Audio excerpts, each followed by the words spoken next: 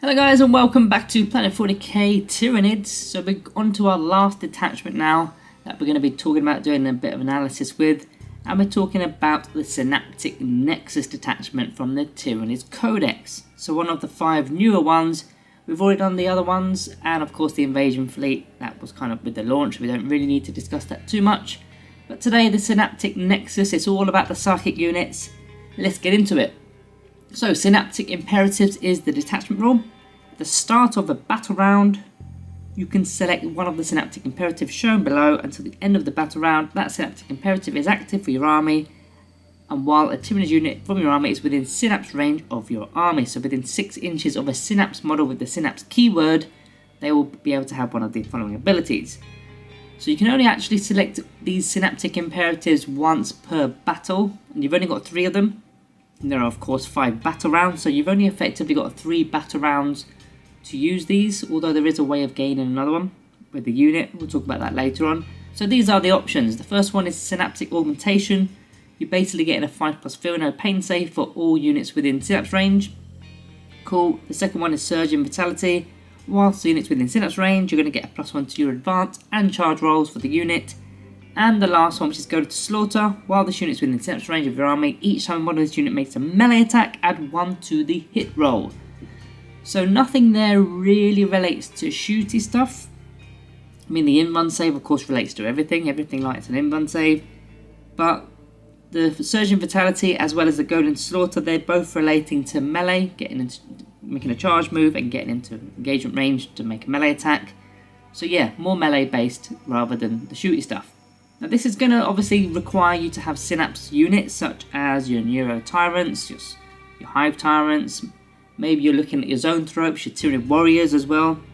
You're gonna need them. You're gonna need quite a few of them. Otherwise, if you've not got many synapse monsters or synapse creatures in your list, then your detachment rule is going to go out the window. So you're going to have to go, particularly with the cheaper stuff.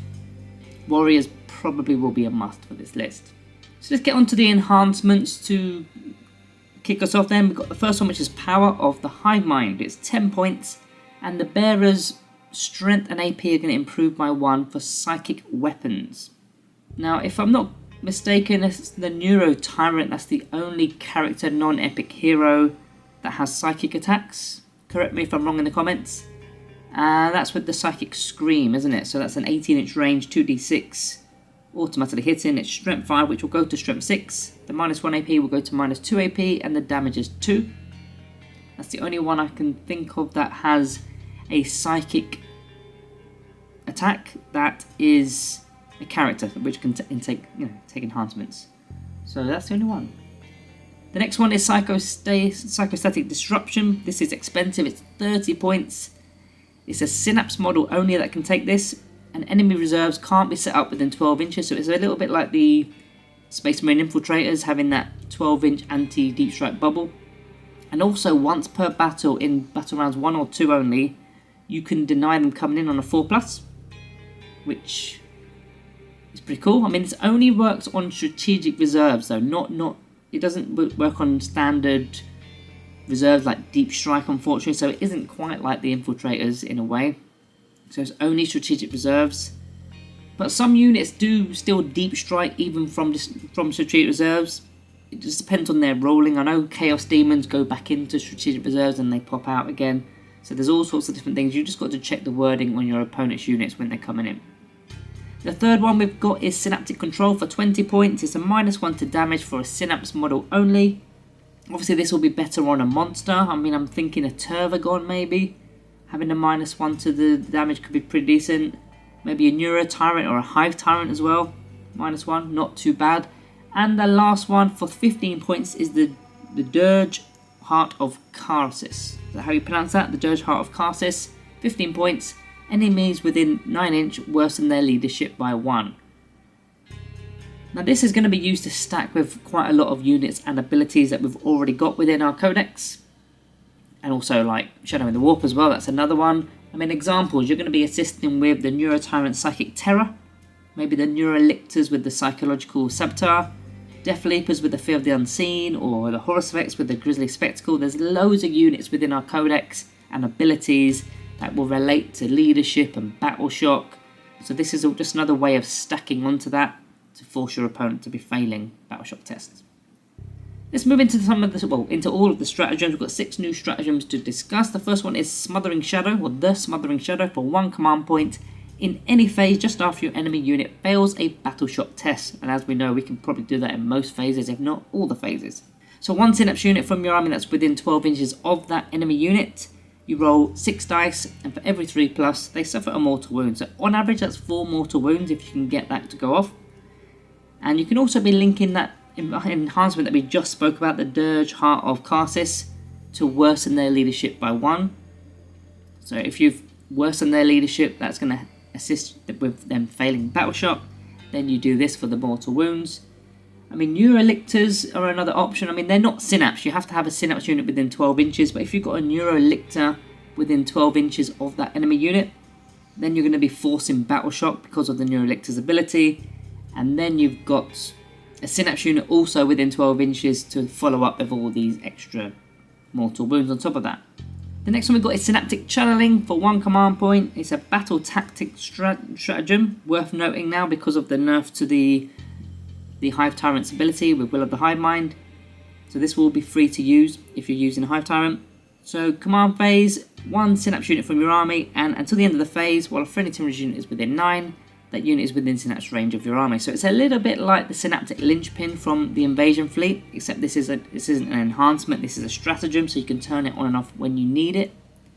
I mean, it's slightly boring to be honest with you, but it's just one of those that can kind of get you out of jail. It's sometimes you're slightly out of Synapse and you need Synapse for a certain other stratagem or a certain other ability, or just to avoid failing battle shock and things like that. So this will assist you, but you need to do it in your command phase. That's the only problem with that.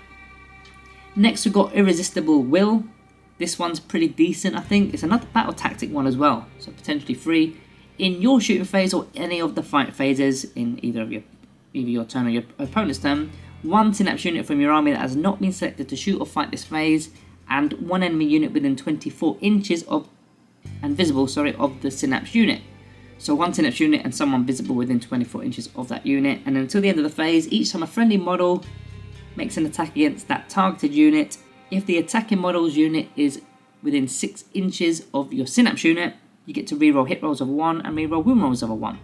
That's pretty decent. I mean, you've got to have a unit within 6 inches of your targeted Synapse unit. Yes, it does get a little bit stretched out, but rerolling hit rolls of 1, rerolling wound rolls of a 1, I mean, you could almost argue that could be like 2 command points. It's pretty good. It's pretty much all your misses there. You just re-roll them on your big stuff, especially that are hitting on 2s and wounding on 2s. I mean, I would personally put this on Zoanthropes because they can just do it on themselves. They don't need to have a secondary unit because they've got Synapse already. And you can do this in the shooting phase, of course. So re-rolling all those misses with the 1s to hit and to wound. Nice.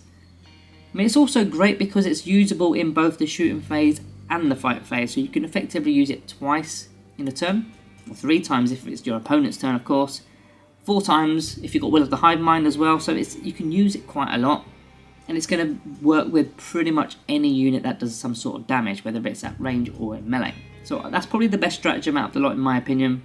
The next one is Reinforced Hive Node for 1 CP, another battle tactic one. Good, we like that. In your opponent's shooting phase or any of the fight phases, just after an enemy unit selects its targets. So you put this on 1 Synapse unit from your army that was selected as the target of your enemy unit. And until the end of the phase, each time an attack targets your unit, you're worsening the AP by 1. So effectively, long story short, -1 AP to your Synapse model. Kind of feels like a cover save in a way, except this could work on a 2+ armor save. Whereas normally you can't really stack stuff like that, but this is going to worsen the AP rather than give you a cover save, so you can still in fact apply a cover save as well.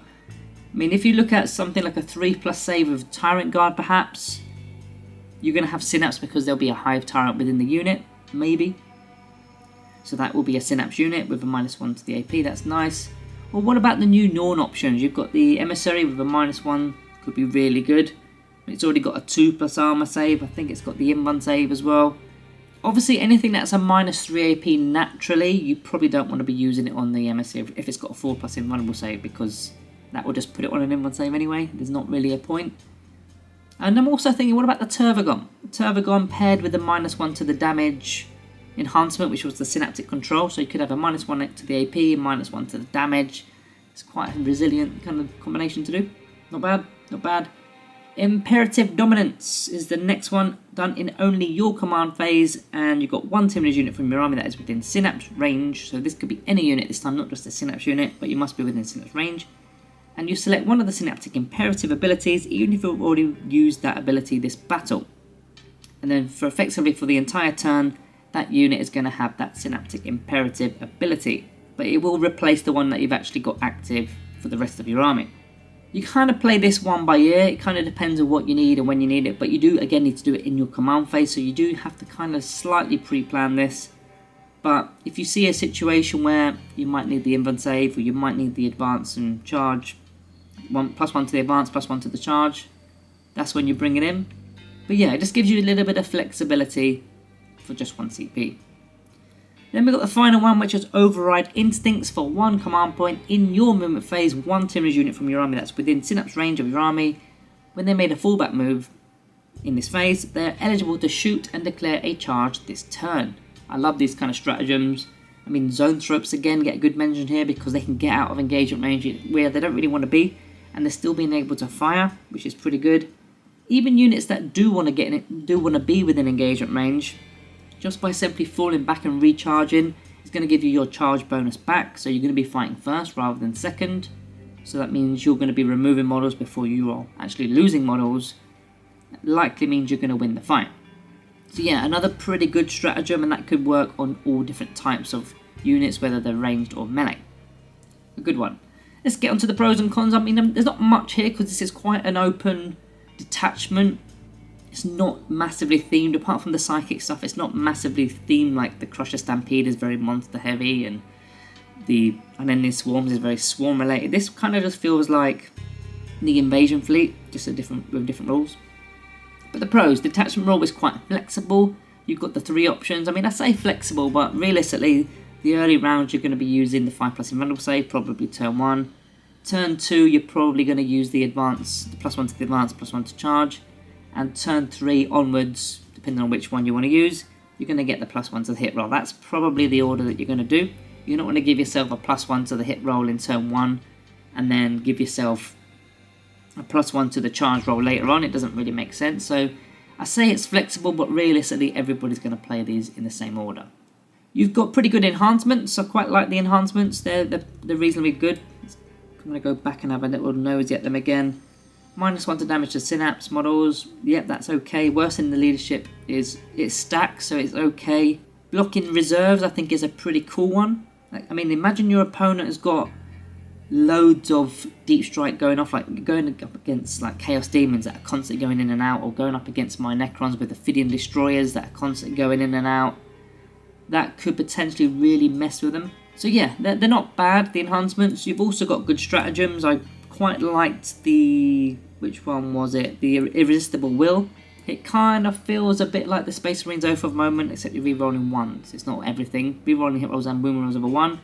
It does have a limitation of 24 inches, but still, this detachment kind of feels a bit more melee than it does shooting, so that shouldn't be too much of a problem. And finally, it links to the army rule, which is Synapse, whereas the other detachments, such as, which one was it now? The Assimilation Swarm, it's got its own sort of harvester bubbles, and then the Synapse bubbles, they don't really relate and they don't marry up, so it's kind of a bit complicated, especially for a new player. Whereas this kind of just relates to the army rule, which is Synapse, which I kind of like. It makes everything simple. Again, if you're a newer player, that's good. It's good. As for the cons, I've not really got many. The rule just isn't useful to shooter units. Yes, the 5+ invulnerable save is nice, but realistically, once you've gone beyond turn 1, it's +1 to advance and charge, and then +1 to hit in melee. That doesn't really aid a Tyrannofex, does it? And we're already kind of struggling for damage in this codex, really, apart from the Zoanthropes, but that's another shooter unit. So our anti-tank at range is kind of suffering a lot. I mean, I've not really got many cons to add to that. It's kind of a bit, I wanted to say flavourless, but it's not. I mean, it does relate to the, the psychic Synapse side of the Tyranids. But other than that, it just feels like the invasion fleet, doesn't it? Which we've kind of already got, just different rules. So as an overview for this Synaptic Nexus, I quite like it. It kind of brings us back to 9th edition in a way, in a weird sense, with the Synapse stuff. It links us to well, not only Synapse, but Shadows in the Warp and Battle Shock and all that kind of stuff. I mean, that's 10th edition, obviously, but we kind of struggled without this attachment to do stuff with Battle Shock, and as we've kind of learned, Battle Shock isn't that big of a deal unless you can do a bit more with it. And this detachment does allow us to do a few more things with it, which is nice. That's good. I think it's one of the stronger detachments we've got. Not the strongest. I still believe that the Vanguard Onslaught is the strongest one in my opinion. That's just my opinion. Maybe it's my playstyle.